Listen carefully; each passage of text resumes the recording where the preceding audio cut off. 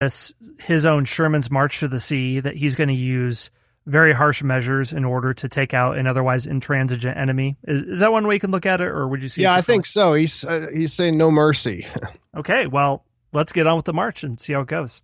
All right, so they set off on June 20th, 1777. By July 6th, they reached Fort Ticonderoga, and it only had 2,500 Americans in it. And these men, they were under Arthur St. Clair, American young commander there, young at the time. And they evacuated. They fled eastward toward Vermont, or it wasn't Vermont back then, but work with me, people. Okay, it was the Grants. New York and New Hampshire were kind of both claiming it. But anyway, what we would call Vermont today. So they're out of the picture. The fort had a great deal of cannon and supplies, which fell into the hands of the British. So here it's the exact opposite of what happened 2 years earlier in 1775. Remember when Colonel at the time, Colonel Knox, Henry Knox, went up there.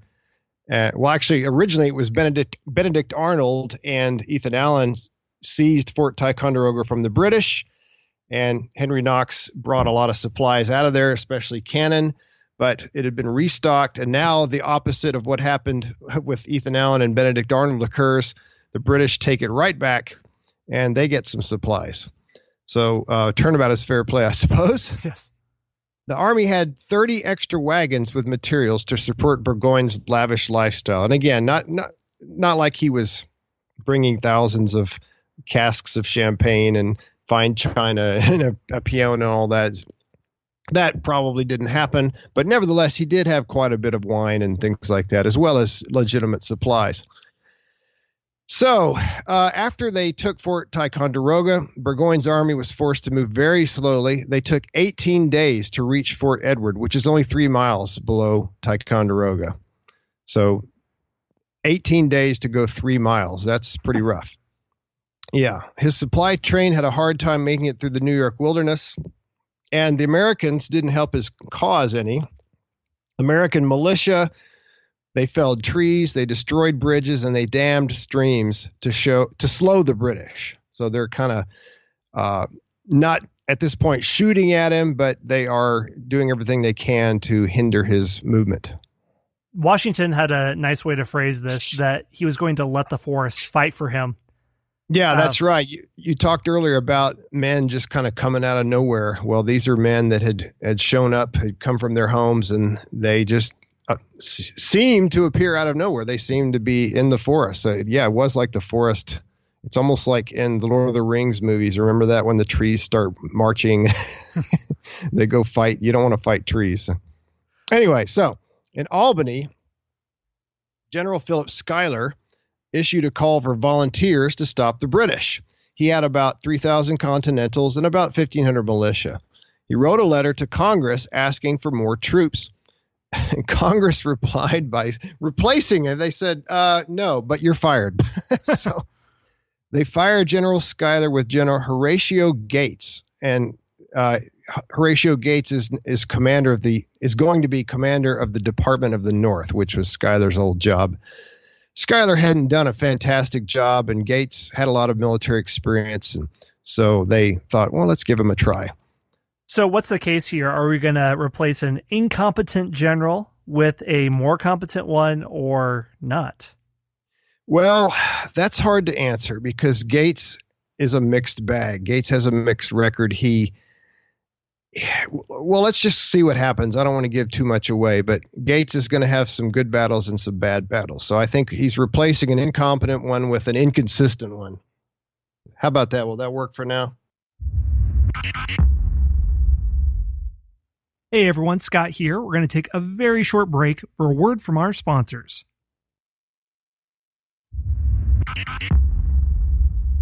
Yeah, we're going to see which one is better. Is it better to be incompetent or inconsistent? I think we're going to find out. Yeah, let's see. Anyway, so Schuyler's out of the picture. So let's talk about Horatio Gates. He's going to be the American commander, the adversary of General Burgoyne. Horatio Gates was born in Britain to a servant woman and was rumored to be illegitimate. Never a good way to start off life, especially in Britain where it's very class conscious. Gates served as an officer in the British Army during the French and Indian War, so he was actually a regular British officer, unlike Washington. We talked about that earlier. George Washington desperately wanted, when he was a young man, he wanted a commission as a British regular officer, but they would never give it to him. So he was just a militia commander, Washington was. But Gates was actually in the regular army, but he was sloppy with his dress. And by this time, he'd, of course, gone to the Patriot cause, and he had joined the Continental Army and been made a general. And he felt that that is Gates, not Washington, should be the commander-in-chief of the Continental Army. So a lot of big egos running around here, Scott. And this will not be the last one that we see. These generals all think they should be the top dog, and everybody else should just report to them. We'll see if that turns out to be the case or not. When the revolution broke out, as I said, he sided with the rebels, and Washington made him his adjutant general, so really kind of number 2 man in the Continental Army. Washington later sent him north to assist Philip Schuyler, but Gates and Schuyler quarreled. Surprise, surprise. We're going to see Gates is going to be a very quarrelsome, one of many quarrelsome commanders, just like Burgoyne was. Gates actually went to Congress, and he denounced Schuyler, so he didn't go through the chain of command. He didn't do what he was supposed to. He just, when he got mad about a commander, he'd run to Congress. He also, he went to complain about Washington right before the Battle of Trenton. I didn't even mention that because I didn't think it was all that significant. But Gates has already got, his background is troubling. Let's just put it that way. Yeah, he did have friends in Congress, so that might have been part of the reason that he was able to get this commission. And Schuyler, he doesn't want to leave his quarters in Albany, so he's not really a take charge type of general. So, we'll see if Gates is any different. Yeah, Gates at least will go out with his army, go out in the field. And Gates did have friends in Congress, and Gates was not the only one that thought Gates should be the number 1 man. There were several in Congress that thought Washington ought to be given a pink slip and replaced by Gates. Finally, on August 19th, Gates took charge of the Northern Department. Washington sent him reinforcements, including Generals Benjamin Lincoln and Benedict Arnold. And both of those are actually very good commanders. We've seen Arnold has, up to this point, he's served very bravely. He's served competently. He's done about the best he could. We'll see how he does at Saratoga. Meanwhile, Burgoyne continues to march very slowly southward. And then on August 3rd at Fort Edward, Burgoyne received a message from Howe. And it was written on July 17th, so it was already more than 2 weeks old. And the message from Howe told Burgoyne that Howe, was not moving north up the Hudson, but had instead sailed with his army toward Philadelphia. So, surprise, I'm not coming to the party. I regret to inform you that I won't be able to make it. So, Burgoyne probably thought, you did what? Wow. I can't imagine being a commander at this time when you're not in regular contact with Central Command. You're trying to fight on behalf of an empire that's an ocean away in the 18th century. This is messy on all sides. I just can't imagine how bewildering it is when an enormous piece of your battle plan. Oh, by the way, I'm not going to be there. Go get him, Tiger. Yeah, exactly. It's a lot worse than somebody just not showing up for lunch, standing you up. It's like, oh, great. Several thousand guys that I really was counting on will not be here. So you got to think Burgoyne was thinking at this point, oh, crap, this is not it's not the way I wanted things to go. Now, there is some controversy and to this day, some questioning about why Howe didn't do it. Why Howe decided to go off to Philadelphia rather than to go to Burgoyne. Well, for example, Dr. Alan Gelzo, who is a professor, forget where he's at exactly, but he does a lot of teaching company courses, and he does a course on the American Revolution. He said that Howe acknowledged receipt of Burgoyne's letter and therefore knew about Burgoyne's plans, but he also says, Gelzo says, that Germain ordered Howe to go to Philadelphia. So, is Germain at fault? That is the political boss who's in charge of the government official who's in charge of this whole war effort. Is it Germain?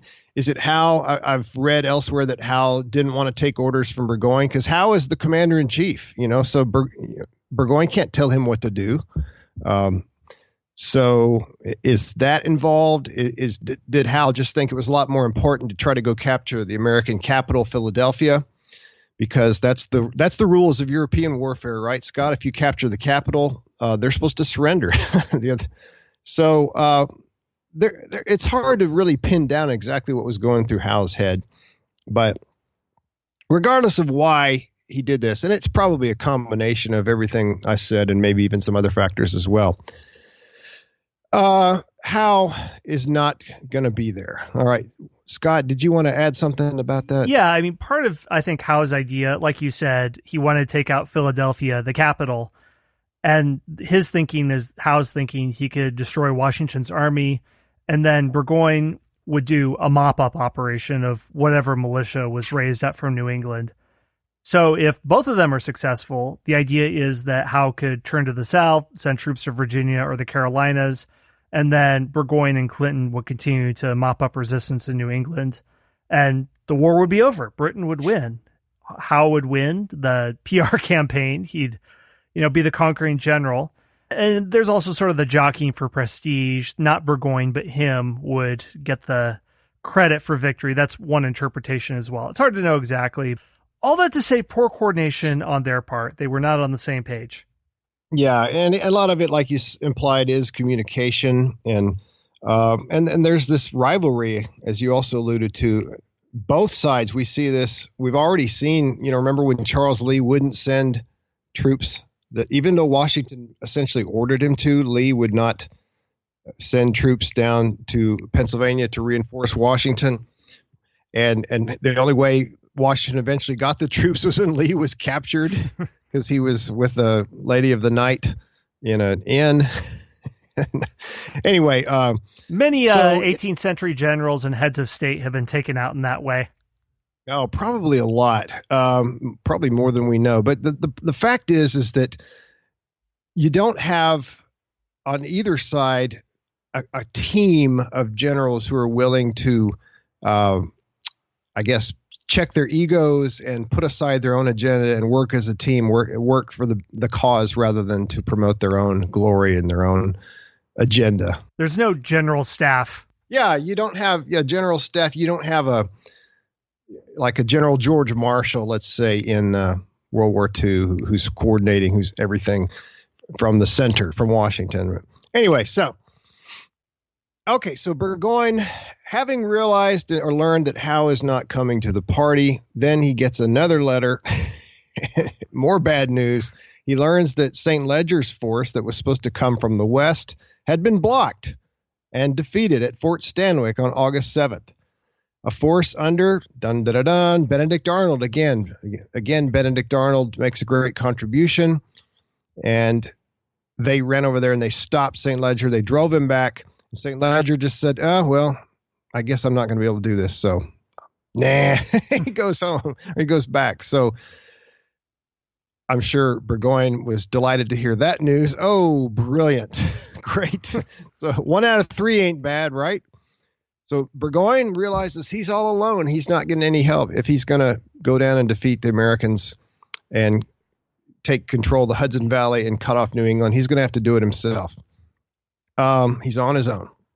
At the same time, his supply train is starting to dry up. Remember, they had taken a lot of supplies with them, but they'd moved a lot more slowly than they had intended to. And, you have to eat every day, right? So the number of, they had taken supplies for X number of days, but it had taken 2X or 3X number of days to actually get to where they were going to go. And so they're running out of food and other important supplies. So things are starting to look kind of bad for Gentleman Johnny. Yes, an army marches on their stomach, and they did not plan. They're moving at about, 800 feet per day? I don't know if they're still... Yeah, it's like, 1, 2, 3, 4, we're done. Take a break. Yeah, but they're constantly having to move trees that have been felled and saw them up and do things like that. So, fun fact, they're moving at about 1/1000th the pace of the Mongols. Granted, if you're an entirely horseback-mounted army going over the plains of Eurasia, it's much simpler. But I think, Burgoyne, swallow your pride, brother. Get pack animals. I know it's not as sexy as having a bunch of wagons and all that stuff, but hey, if you got to move through forest, just get a bunch of donkeys and make it work.